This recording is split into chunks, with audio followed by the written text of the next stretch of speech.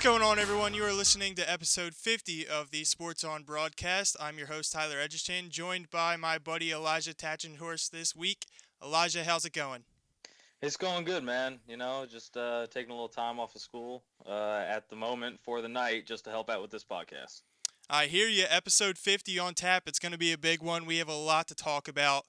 Let's start off with the monster, Rhys Hoskins. I want to get Elijah's take on this because he is our writer for Sporting Edge, so he should have a lot to say about this. Well, I mean, we talked about it before this show, and it really is unbelievable what he's been doing. He started slow, and I went to, I believe it was his third game as a Philly right after he got called up. And, the guy behind me was booing him because he went 0 for 3 to start the game and, misjudged a ball in left field. Then all of a sudden they go on a little road trip and he becomes absolute.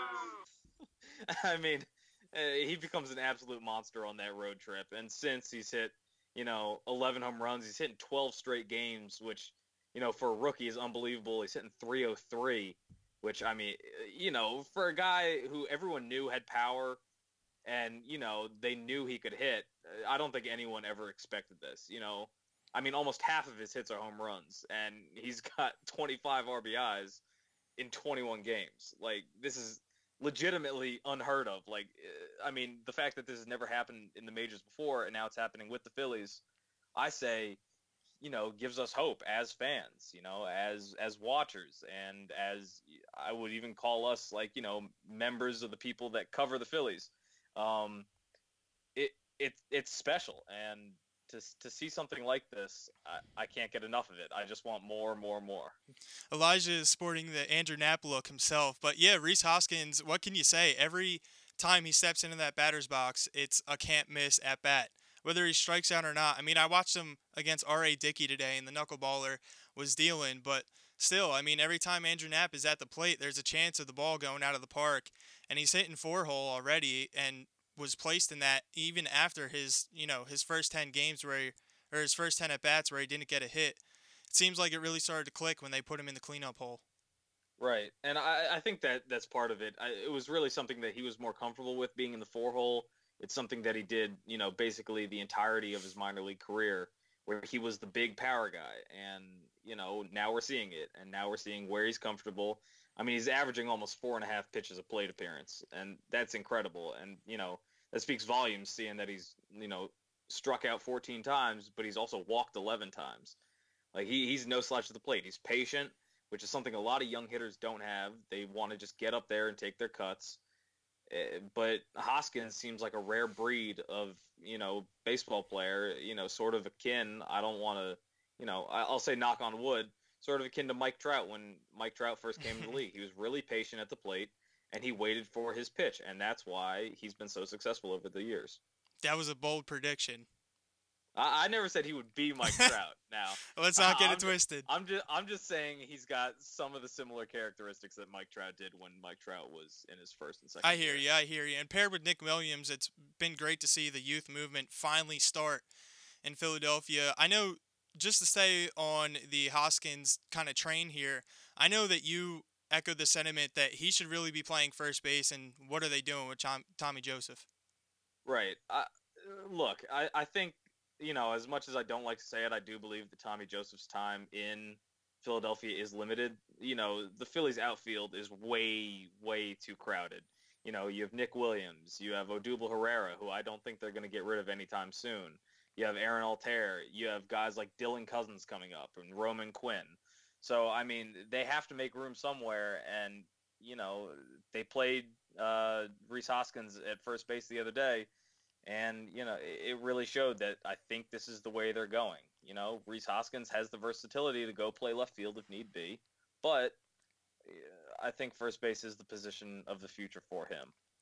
Well, guys, we apologize for the late start, but since this is the 50th episode, we have a very cool thing that we're going to do.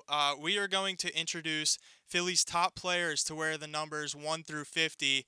Part 1 is going to be today. We're going to go 1 through 25, and we're going to start off right now with 1 through 10. We have some honorable mentions, so stick with us, but we want to hear what your guys' opinion is on these numbers as well. So number 1, we have Richie Ashburn with honorable mention Bernie Perrant. We have number 2 as Moses Malone, David Akers, and Mark Howell sharing. Number 3 is obviously got to be Allen Iverson with everything he's done in his career. Number 4 is a throwback in Barry Ashby. Number 5, we could have gone Pat Burrell. You know, he won the World Series, was a big key. But we're probably going to argue about this, Elijah. But I had Donovan McNabb because he was the franchise quarterback in the most winningest point of the Eagles franchise, and he led that team. I don't know how you could go without Donovan McNabb. I'm just going with who has the rings. That's all I'm going to say. Ooh. All right. Well, I hear what you're saying, but I think being that football is the most dominant sport in this town and everyone pays attention to the Philadelphia Eagles, I'm repping right now, and I got the banner behind me, but I don't know. I just feel like Donovan McNabb, for everything he had, yeah, a lot of that success was due to Andy Reid, but when you look at it, man, he's got all the records for the Eagles in the most high-profile sport in the city. I don't know how you could go wrong with that. Let's move on to number 6, and we have Dr. J. Julius Irving with honorable mention Ryan Howard. A lot of people don't like Ryan Howard, but like you just said, I would go with the rings. He was the big piece. And I mean, not only that, there was that MVP season and the 58 home runs. You really, I mean, I remember trying to count to 60. Yeah, I don't know how you cannot bring him up when it comes to number 6 on this list. Of course, you got to give it to Dr. J, though. He changed the game. Absolutely. You know, Ryan Howard was just a dinger, and there's been a lot of home run hitters before him, and there will be a lot more after him. But he did have to be an honorable mention. Number 7, we settled. Well, not settled, but we have Ron Jaworski as our number 7. You could have gone Mike Vick, but it was too short of a stint. There are some others out there, but I just really thought that Ron Jaworski was the cream of the crop when it came to number 7 on the list. Mm-hmm. I can agree with you on this one. Number 8, we have Mark Recchi. He is a very good Flyer. And then we also have honorable mention, again, because of the ring, in Shane Victorino. I felt like he was one of those Rule 5 guys that the Phillies always find, and he really contributed to that World Series and, you know, just that whole run. Right, and I think it's a shame that he didn't really have a career outside of Philadelphia, but for what he did do here and the spark that he provided that Phillies team in 08 and throughout the years that he was around, I think he does deserve to be on this list. To round out the top 10, we have number 9, Andre Iguodala. You could throw Nicky Franchise in there, but there really hasn't been someone who stood out for number 9. Iggy was kind of the franchise player. He didn't work out to be the franchise player, but he was the face of the franchise for a few years with the Sixers. And then number 10, there's a lot that have worn number 10, and it was hard to come up with one. So we settled with Darren Daulton just as a tribute to what he did with that 93 Phillies team, and of course the passing a couple weeks ago. But our honorable mentions were Maurice Cheeks, Deshaun Jackson, just because of what he brought to the Eagles for a few years, and then of course the Flyer John LeClair. Right, and we talked about this before the show. I thought it would just be a nice touch to, give Darren Daulton that nod, and of course Mo Cheeks and Deshaun Jackson, no slouches in their own right either. And, I think they both deserve to be on that list, even though Deshaun's time in Philly ended in sort of a rough way.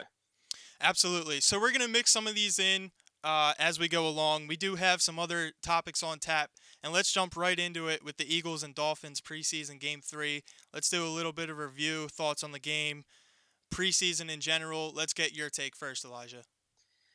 Well, I mean, the thing I really was – I'll start off with the biggest disappointment for me was just how poor the defense looked. Like, I mean, it's first off, the Dolphins aren't the best offensive team, and Jay Cutler is, just coming back into the league after, being unretired, I guess.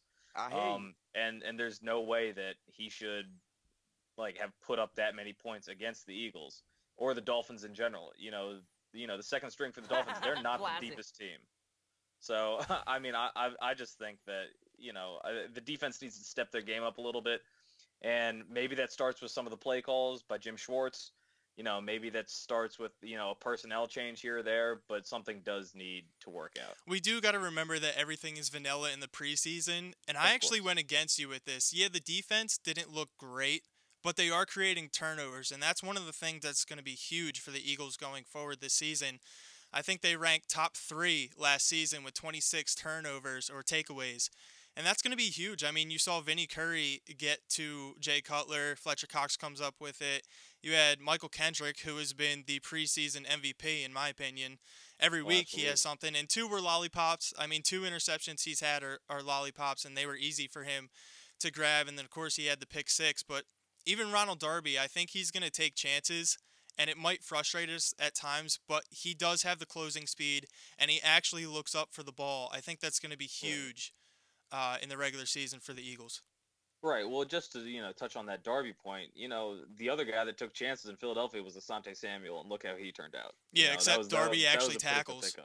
pickup. There you go. That also works too. Darby, I like him. I didn't know much of him about him when he was in Buffalo, but once he came over and I started watching a little bit of tape on him from his time in Buffalo and his time in college. I saw the closing speed, and granted, he does take chances, but that being said, if he can jump a route, he might take it to the house. And there's a chance of that every time a ball's thrown in his direction. And I'm a little surprised I'm saying this after only two games as an Eagle, but I want him to be part of the future of this team. There were rumors about Joe Hayden this week. He already signed with Pittsburgh, so he's not Yeah, coming there's in. nothing there. I thought he would have been too much. Anyway, so it looks like your starters are going to be Ronald Darby and Jalen Mills. You got Patrick Robinson on the inside after the Eagles released Ron Brooks. Let's get it back to the preseason, though. The one thing I really like is just all the competition going on at running back, wide receiver, cornerback. These skill positions are going to be really big and a big key for the Eagles' success in 2017-18. And that's just one of the things that I've been looking at in the preseason, as I'm sure a lot of other people are. But there were some other, getting back to preseason game 3, the two things that really stood out to me on the positive side were that the wide receivers got involved. We brought in these wide receivers for Carson Wentz to be able to stretch the field and actually have a reliable um, target in Alshon Jeffrey, and that's exactly what we saw. We saw Byron Maxwell get beat, which, so long, good riddance, and glad he's not an Eagle. Torrey Smith went over the top for a 50-yard touchdown. That's exactly what he's going to do all season. He's not going to see a lot of receptions, but he will be a deep threat. And then Alshon Jeffrey on that slant route after the pump fake to Aguilar was incredible. They ran that play 2 or 3 times already this preseason, and it's worked every time. So look for that in the regular season. And again, just great to see the wide receivers get involved. Yeah, I couldn't agree with you more. And the thing that I really do enjoy seeing is Carson Wentz being able to stretch the field as a quarterback. This isn't Kansas City, and we all know it. And Doug Peterson, who was kind of known for dinking and dunking with Alex Smith, really has started to open up the playbook for Carson Wentz, and to see him be able to throw deep and have Torrey Smith take the top off the defense, it's really impressive to see. Absolutely. I can't wait to see more of it in the regular season. The other thing that was a huge key for me is that everyone is healthy. And yeah, a lot of people were very mad at the fact that, they were only in for 2 series or even the first quarter, and they didn't play into the second or third. I know a lot of people went down because it was going to be like a regular season game. But when you think about it, they had a lot of reps in practice We're against the talking about Dolphins, practice, man. and it's the fact that they got over 100 snaps against the first team of the Dolphins. They saw everything they needed to see. Carson Wentz took a couple licks, and he was lucky to get out healthy. And that's all you want. You go into preseason game 4, and you're seeing the bottom of the roster develop. But for right now, Carson Wentz, your franchise quarterback, is healthy. The offensive line is intact in front of him to start, and that's where the team is going to go. Right, and I think the good thing about the fourth preseason game, like I know a lot of people don't like it solely because of the injuries that have occurred. Edelman going down, Jordy Nelson going down in the past. It's really one of those things where the fourth preseason game helps round out a roster to the point where this next game might see whether Marcus Johnson makes the roster or not. It might see if Bryce Tregg sticks around and things like that. So I'm not, opposed to the fourth game. I just don't want to see any of the starters play or, even see time on the field. Let's get to the dislikes of the preseason, and I'll start. For me, it was the running game, and that's been the main focus. Everyone is wondering what's going on with the offensive line. Now, they didn't get a lot of reps. They're running LeGarrette Blunt to the outside. How do you fix it? I think it really does start with no longer running LeGarrette Blunt to the outside. He's never been that kind of guy. Sure, he'll bounce one out every once in a while, especially if there's no lane up the middle, but they need to really start pounding the ball up the middle. They got a really good combination that could turn into thunder and lightning like they had in Tennessee a few years ago when Chris Johnson rushed for almost 2,000 yards, and he was one of the best running backs in the game. And I believe it was Lendale White that was the thunder half of that too. But if you can match LeGarrette Blunt and Darren Sproles and somehow do a thunder and lightning combo with them, I don't see how it could be stopped. I mean, it's one of those things where LeGarrette Blunt just pounds it up the middle, really tires out the defense, and then all of a sudden you have Sproles, and like a little lightning bug that he is, he'll just sprint up the field. And if you ask me, we kind of saw it last year against that game with the game against Pittsburgh. Really early in the season, but they were pounding the ball down Pittsburgh's throat. Then all of a sudden, Darren Sproles, leaks out on a little route, and all of a sudden, a touch pass to him, he goes for, what was it, like 60 some odd yards and scores a touchdown. So I think that's the way to fix it. And I understand that. I'm sure Doug Peterson and the coaching staff are trying new things, seeing what LeGarrette Blunt can do. Right. He's a shiny new toy, basically. Right. And, you want to try out everything you can and see what he can and can't do.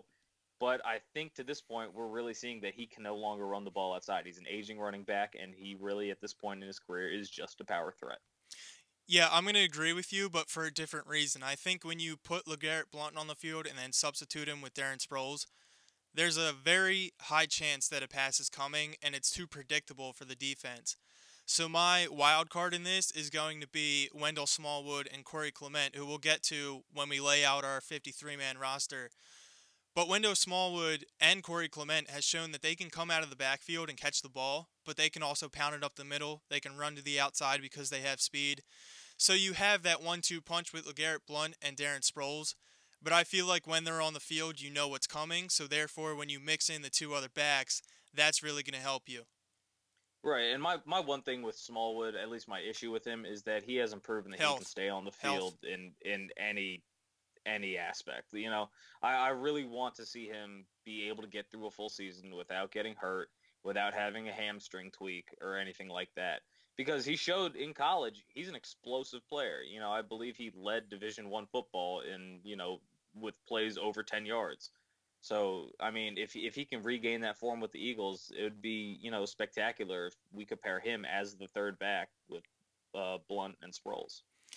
Absolutely. You guys can get in touch by commenting on our Facebook live feed. You can also go to Periscope or Twitter. Periscope goes directly to Twitter. We're also streaming on YouTube right now, so feel free to comment, chime in, and we'll bring them up as we go. Also, you can text the line at 267-404-MYSE or give us a quick call, and we'll try and pick it up. I got 40 buttons that I'm trying to press in front of me, so got a lot going on. But let's go with one more dislike that I have, and that would just be the overall depth of the team. Now, we are seeing some players develop, but I am worried about quarterback, especially with Nick Foles. He missed practice once again. We might have to pick up another quarterback as he starts the season on IR possibly. Wide receiver, we still need to see that develop with Nelson Aguilar in the slot, and then you have Marcus Johnson and Treggs behind him as well. Cornerback is still a worry. They're still a little iffy. I mean, they obviously upgraded with Ronald Darby, but the depth behind him is still a little bit sketchy, especially with Sidney Jones going to the IR. And then I'm even worried about the kicker and long snapper. We just traded away John Dorenbos, and every time Caleb Sturgis lines up to make a kick, it's 50-50 in my opinion. I couldn't agree with you more. I believe we were saying this during our fantasy football draft. Every time Caleb Sturgis steps up, it's your palms get kind of sweaty just because you have no idea if it's going to hit the upright, if it's going to go wide I'm scared right. to look, to be honest.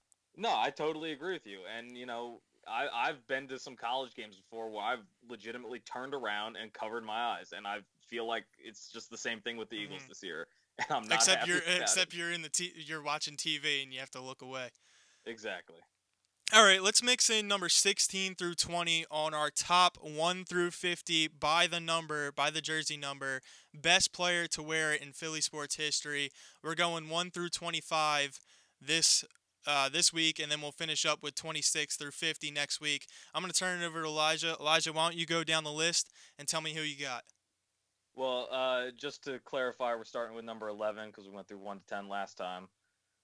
Number 11, we're putting Jimmy Rollins on the list. I mean, his contributions are just great. And he had such a career in Philadelphia. He was a Philadelphia guy, even though, he was from Oakland. But come on. Like, he was a true Philadelphia He's shortstop. Philly through and through. Exactly. And I couldn't agree with that statement more. Number 12, we got Randall Cunningham. You know, what a weapon the Eagles had back in the day.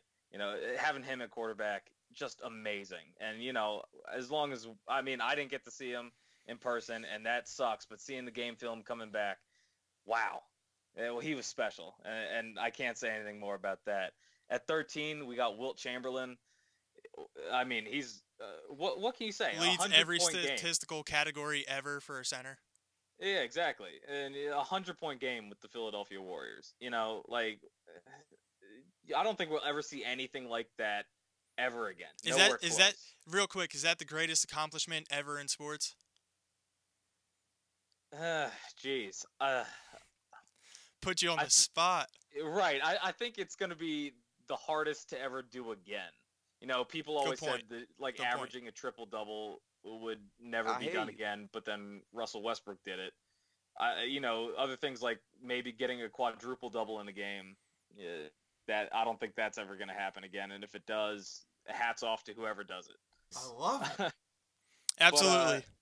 Yeah, absolutely. But at number 14, we're going with Jim Bunning. I mean, one of the best Phillies ever. You look back in that era, the Phillies did struggle a little bit, and they were on their way to the first major league team to 10,000 losses. Woohoo!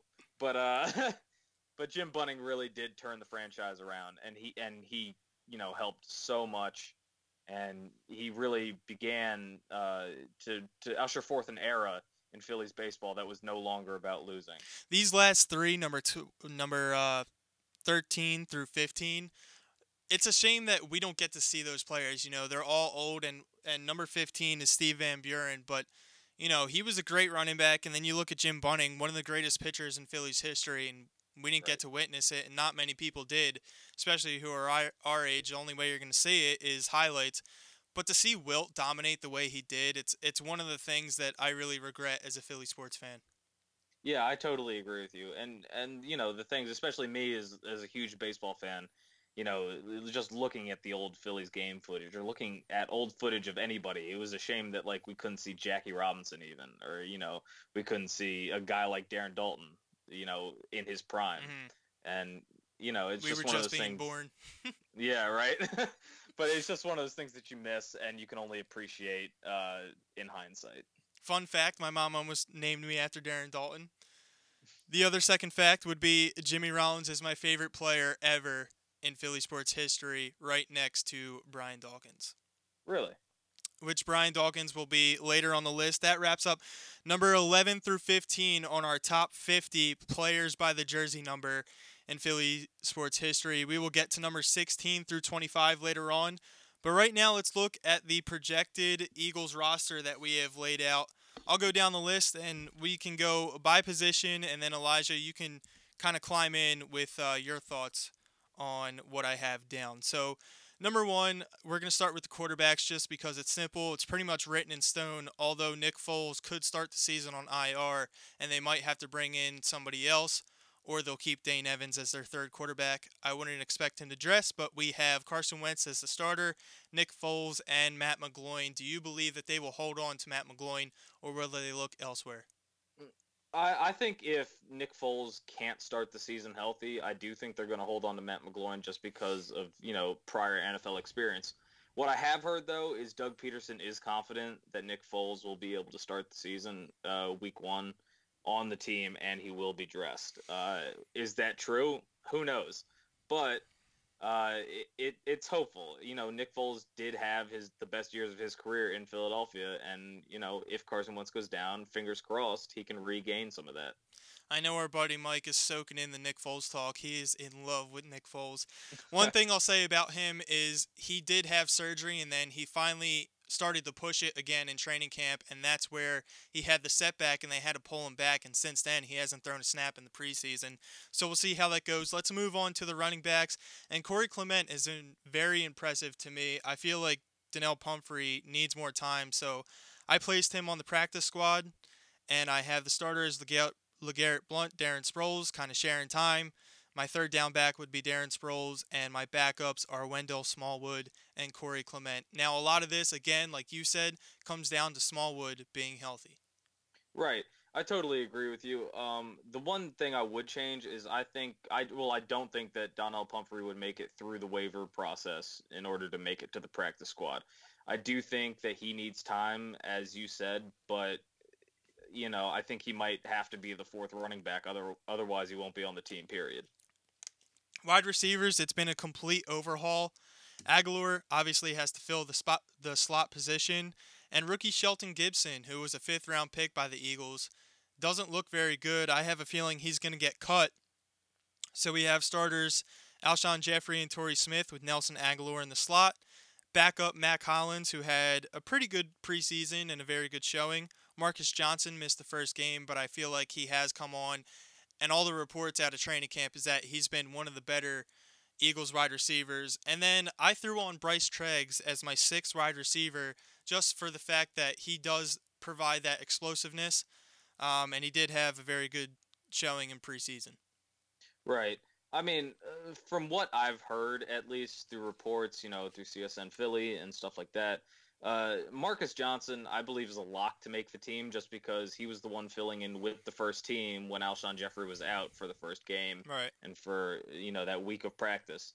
I think Mack Hollins is a lock to make the team as well, solely because he not only can he catch the ball, but he's a really good special teams player, and that's why they drafted him in the first place. Brian Brayman isn't around anymore, but maybe Mack Hollins can help fill in and help special teams in that area. Of course, Alshon Jeffrey and Torrey Smith are going to be around. I believe Nelson Aguilar is still going to be around. They're going to give him time to, figure out the slot position as best he can. But the sixth receiver is a little tough. You have guys like Greg Ward Jr., you have guys like Bryce Treggs, and I think it's a toss-up. Any of them could honestly make the roster, but I'm going to give the edge to Bryce Treggs just because he does have that ability to take the top off the defense, just like Torrey Smith, and they can go deep with him whenever they want. One thing I noticed in the Eagles open practices is just how big Mack Hollins is. They were doing their special teams drills and he was getting down the field. He was holding off people. I mean, the guy's 6'3" and he can run like the wind. It's pretty incredible. So yeah, I agree. I think he's a lock, especially because of the special teams traits that he brings. Let's move on to the tight ends, and I'm really looking at Trey Burton to step up here.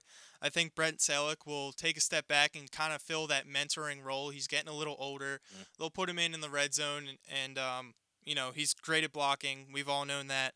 But I have tight end one is Zach Ertz, and then number two, I have Trey Burton and Brent Selleck kind of filling in as need be.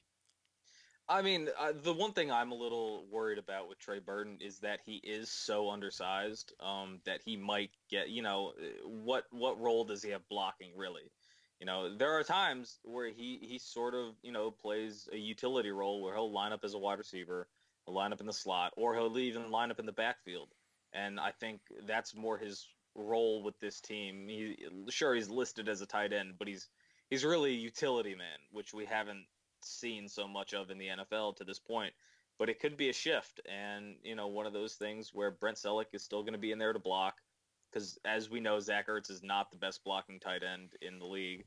But Brent Selleck's still up there, even though he's getting older. He might be able to play even sort of a Jason Witten role, as much as I hate to say it, in the red zone, where he's just a big body that takes up space and a guy with good hands. Let's round out the offense with the offensive line. Now, we've stressed this a lot, and we'll see how it goes in regular season, but they didn't get many preseason snaps as a unit. Luckily, everyone is healthy, but I do believe they have to run the ball a lot better. Protection for Wentz is going to be big, and luckily, the Eagles have Jason Peters on one side, Lane Johnson on the other, one of the greatest tackle tandems in the league. And luckily, they'll be able to cover his blind side with a proven veteran in Jason Peters, Johnson on the other side, and then up front, we'll see. But I mean, their starters do look good. So we have Peters on the outside. In the middle, we have left guard Sayamalu. We have Jason Kelsey, Brandon Brooks, Lane Johnson. And then I carried four backups on my 53-man roster. That would be Chance Warmack, Stefan Wisniewski, Dylan Gordon, and Halapulavati Vaitai as my number four. Nailed it. I mean, look, here's my thing with the offensive line. If you remember back to last year, Brandon Brooks missed 2 or 3 games with what seemed to be some sort of like anxiety issue. You know, there wasn't really anything that was wrong with him, but Saturday night it came out that he wasn't feeling good and he missed 2 or 3 games. Mm-hmm. So I believe, like, of course, I think he's going to start the season as the starter, and I think so is Isaac Sumalo. But I believe Chance Warmack has a really good chance to take that spot from Brandon Brooks. I think Steven Wisniewski is going to be, you know, the backup center and backup guard as he showed that he could be last year.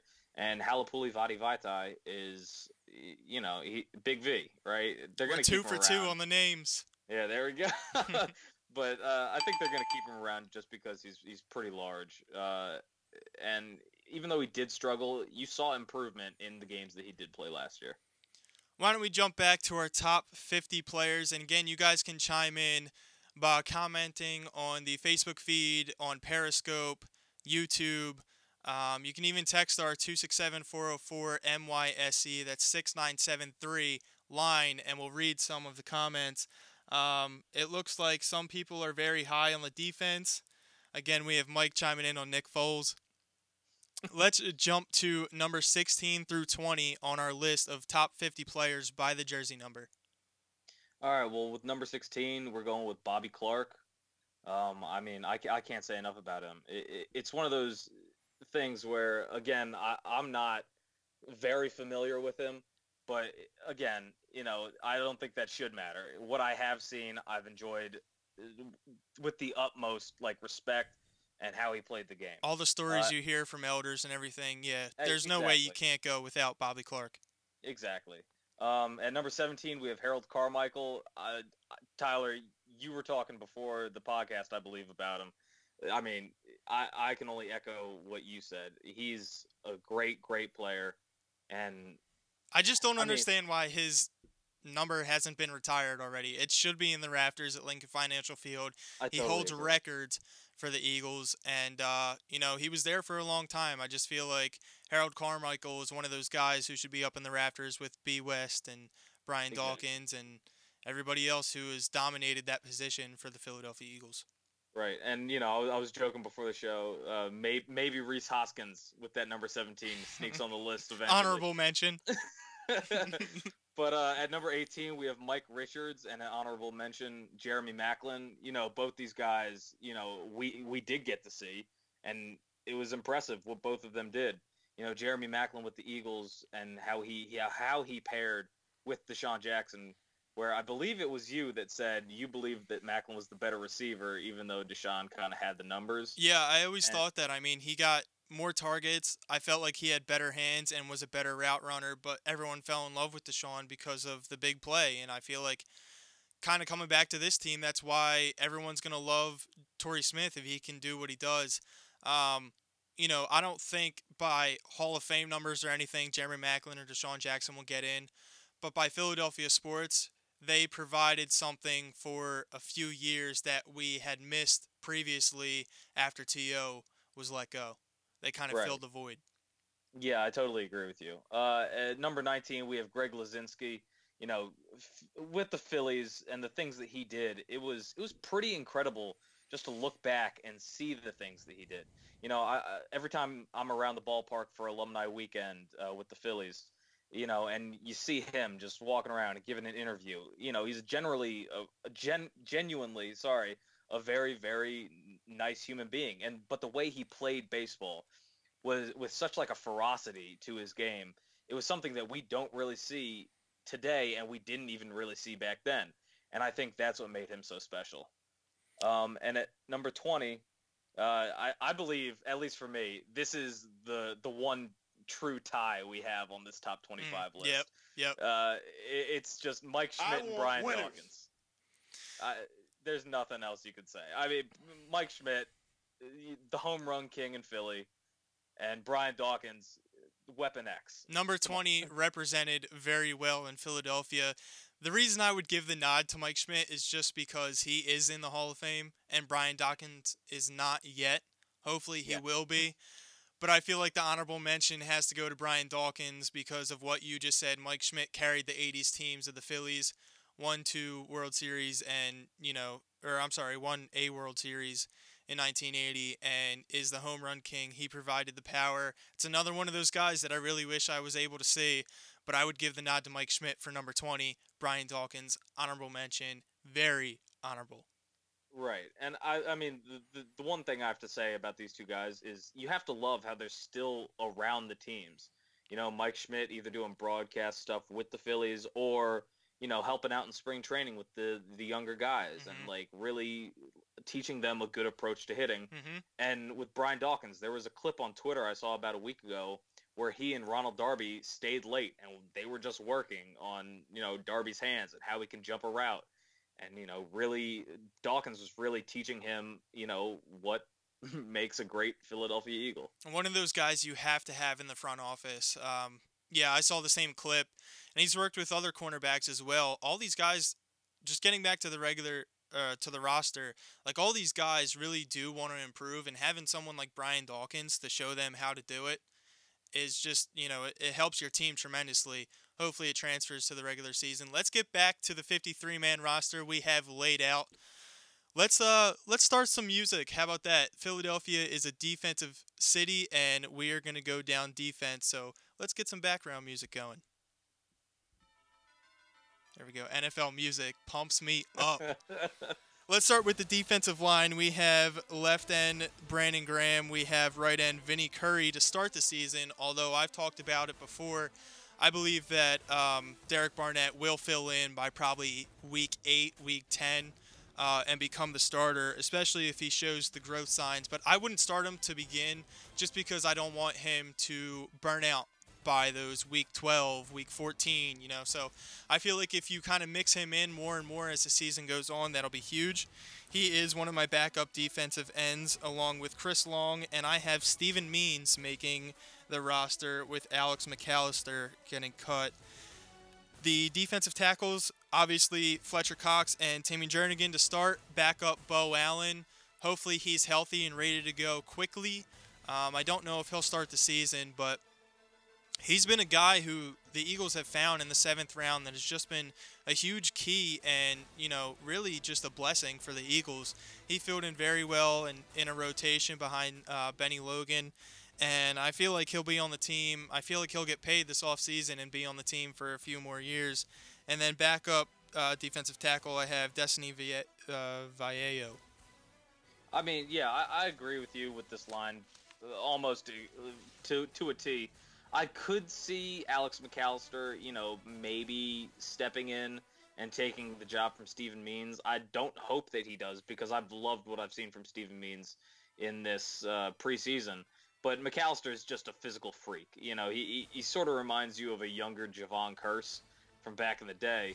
And I think that whether he makes this team or not, I believe that he does have some of the physical skills to become a really good player in this league. He did miss time off last year with that injury, but I do believe that he could make an impact on this team. I agree with you, Derek Barnett shouldn't start. And if it were up to me, I might even put, if Vinny Curry gets hurt, I might even start Chris Long over Derek Barnett at first. But that's solely due to experience. With the defensive tackles, of course, Fletcher Cox, Timmy Jernigan, and I would love to see Bo Allen come back. But from what I've heard, he might start the season on that physically unable to perform list, and that means he would sit out, I believe, until week 6. But if that's not the case, as you said, he's a blessing, a 7th round blessing, and I believe Destiny Vallejo is that last option as well. We have Justin Hamilton, which is deep on the roster too, but he has had a good showing. It'll be interesting to see if he can beat out Destiny for that final spot. But this is where it gets tricky for me. So I have the linebackers as Nigel Bradham, Jordan Hicks, and Michael Kendricks. Kendricks, it seems like they're displaying him a lot. I called him the preseason MVP so far.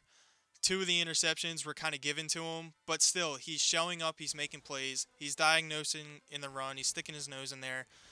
I hope they hold on to him just because of how well he is playing right now. And really, if you were to trade him, you're lessening the linebacker depth that you have unless you get another linebacker back. In that case, you might as well just hold on to him, in my opinion. The backups I have are Najee Good making the team and Joe Walker, another 7th round pick that the Eagles have found who can fill in at times.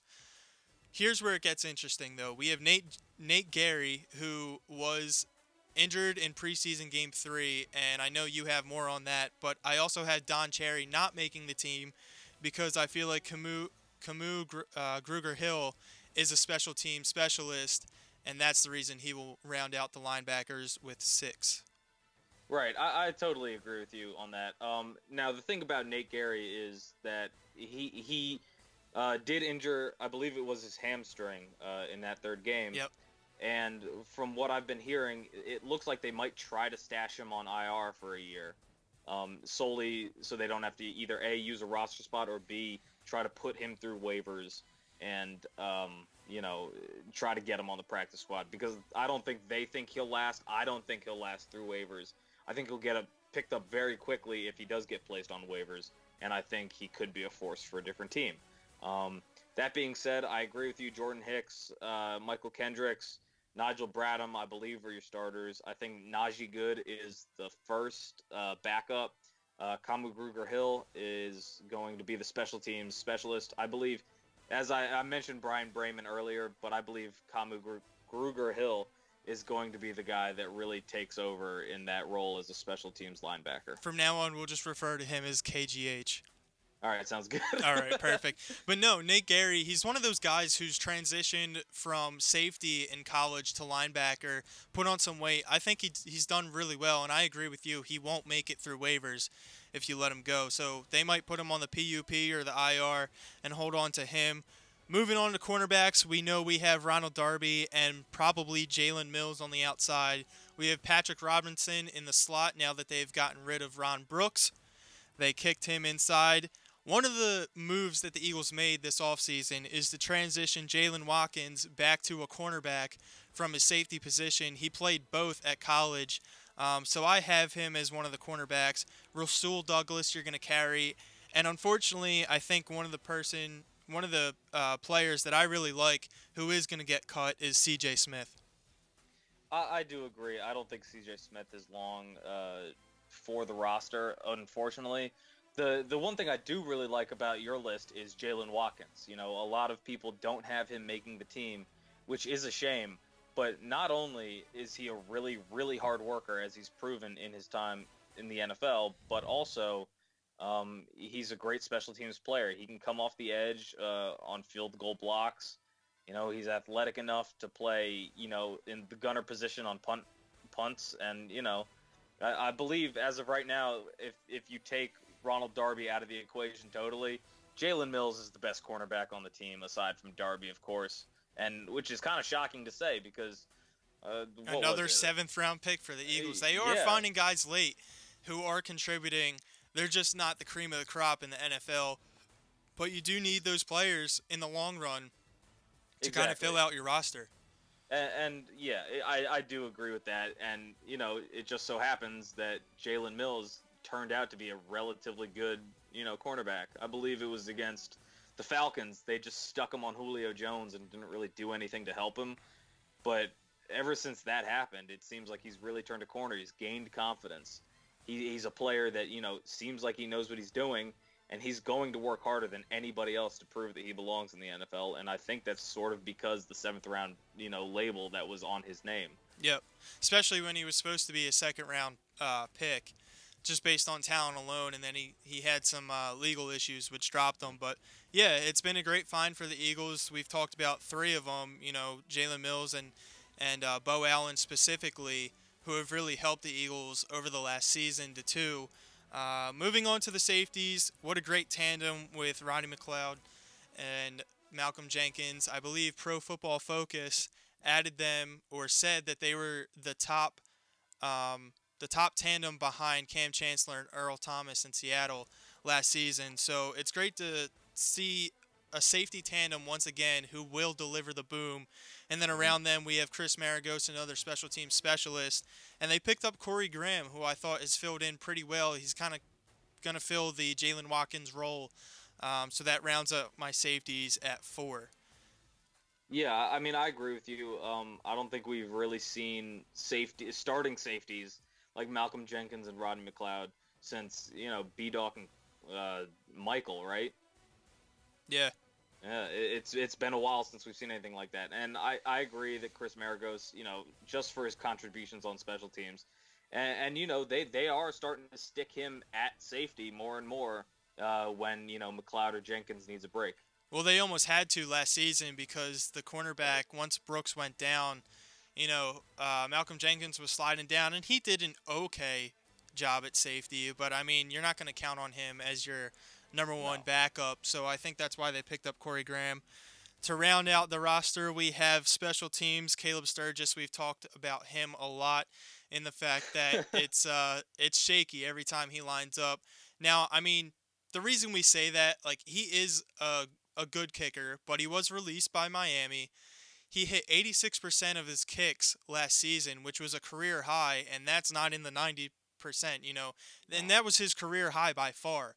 So we do have to worry about him just a little bit, especially in the 40 to 50 range, 40 to 50 field goal yardage range. And then we have punter Donnie Jones has been a stud. I think over the last 2 or 3 seasons he's had the last year, he actually set a new high for punters dropping the ball in the 20 in the red zone for the other team. So the 20 or closer to the goal line. He set the record for that. One of the most disappointing moves for Eagles fans would be the release or the trade of John Dorenbos to the New Orleans Saints. I got my teams mixed up. To the New Orleans Saints for a 7th round pick. He's getting a little older. It is good value. You never see a draft pick for a long snapper, and that void will be filled by Ricky Lovato. Right, and as we've already talked about Caleb Sturgis, every time he steps up to kick the ball, it's a little bit nerve-wracking, and it makes you miss the days of David Akers, where it was basically a guarantee that he would make a field goal. Who leads the franchise in points, by the way? Exactly. Donnie Jones, he's not going anywhere, and I think he's probably going to finish out his career with the Eagles. And, as we have said, it's a shame that John Dorenbos was moved to the New Orleans Saints. And, personally, and I believe all of us at Sporting Edge hope that he has, a great career down there just as he did up here. But Rick Lovato, he's not a slouch of a long snapper. I mean, of course, there's that whole story about how he was working at his dad's sandwich shop, and then he got the call from the Eagles, and oh, look, now he's an NFL player. Yeah. But, that being said, that might be the most Philly story to, happen. Even though he's a Jersey guy, it might be the most Philly thing to happen to an Eagles player. Hopefully, as a parting gift, John Dorenbos can magically turn that 7th round pick into the 3rd that the Eagles don't have this upcoming season. Let's recap numbers 1 through 20 before we give you 21 through 25. This is our Phillies top players by the jersey number 1 through 50 because, again, this is our 50th episode, and we thank all the supporters that we have out there. We're trying to continue to grow, so go ahead and share this video. Keep coming back every week, Wednesday at 8 o'clock. Let's run right back down it. So number 1, we have Richie Ashburn and Bernie Parent. Number 2, we have Moses Malone, David Akers, and Mark Howell. We have Allen Iverson and Barry Ashby, a throwback for number 3 and 4. Donovan McNabb and Pat Burrell, we sparred on a little bit. I gave it to McNabb just for the fact that he is the best franchise quarterback in the city that covets football. You know, it's the most high-profile sport. Number 6, we have Julius Erving, and who else can you really go with? I mean, Dr. J is a monster, reinvented the game. We do have Ryan Howard for being a World Series winner and being the big piece. Ron Jaworski at number 8, Mark Recchi and Shane Victorino at number. I'm sorry, Ron Jaworski at 7, Mark Recchi as number 8, Shane Victorino, again, because he was part of the World Series team, as runner-up for number 8. Number 9 is probably our weak spot. We have Andre Iguodala as our best. Number 10, we gave it to Dutch Dalton just because of everything he did with that incredible and fun 93 team, just leading everybody, and again, passing away from brain cancer a couple weeks ago. Mo Cheeks and Deshaun Jackson, along with John DeClaire, are our honorable mentions for that. Number 11, we have Jimmy Rollins, my favorite Philly of all time, Randall Cunningham, Wilt Chamberlain, and Jim Bunning for 12, 13, and 14. Steve Van Buren at 15. Bobby Clark at number 16. There's no way, he's probably one of our strongest on the list. Harold Carmichael, again, I said that he should be in the rafters for the Eagles, and I don't understand why his number isn't retired, although Alshon Jeffrey looks to build on that. Number 18, we have Mike Richards, Jeremy Maclin. 19, Greg Lazinski. You echoed the sentiment that he's one of the greatest people to meet. Number 20, we went with Mike Schmidt, simply because he's in the Hall of Fame, won a World Series, and is the home run leader for the Philadelphia Phillies. But let's not forget Brian Dawkins is one of the greatest lineups to put behind him. Number 20 represented well in Philadelphia. Number 21, Eric Allen. Very good player for the Eagles. I believe it's probably the best 21 that we could come up with.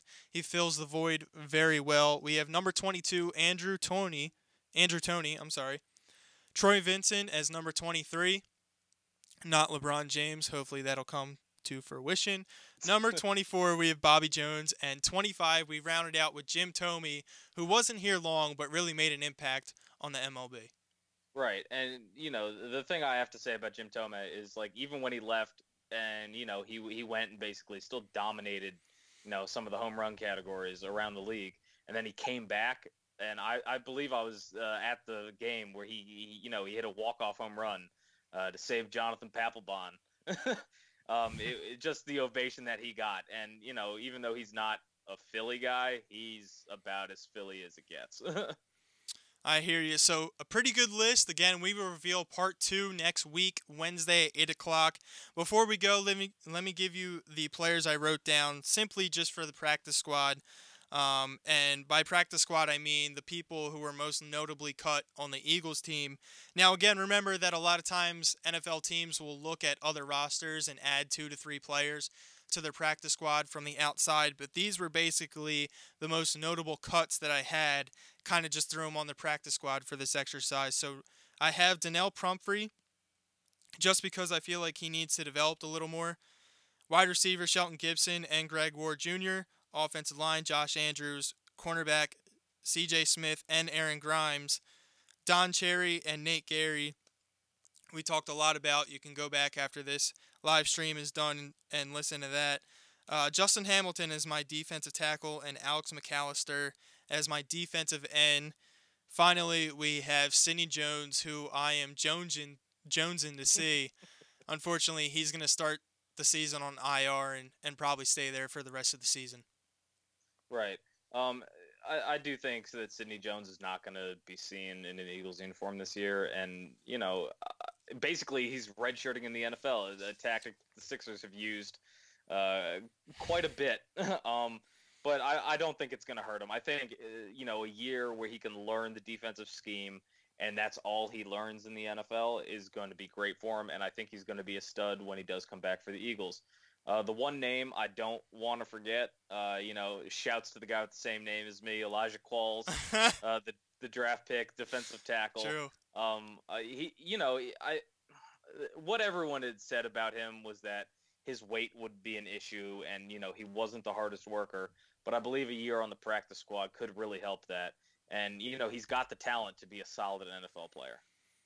All right, guys. Elijah, I want to thank you for joining me this week. We will be back next week with episode 51 right here on Sports On Broadcast. Don't forget, you can always find us at mysportingedge.com and on social media for the latest articles, news, and updates. My 53-man roster is up there. So, again, that's mysportingedge.com if you want to take a look. If you ever miss a show, you can tune in by subscribing on iTunes and YouTube. Again, feel free to hit us up on the SE Radio hotline. You can leave a message during the week, you can call in during the show, or even send us a text. We want to thank you all for commenting on our Facebook Live and Twitter feed, aka Periscope. And we will see you next Wednesday at 8 o'clock for episode 51 of the Sports On broadcast right here, presented by SE Radio.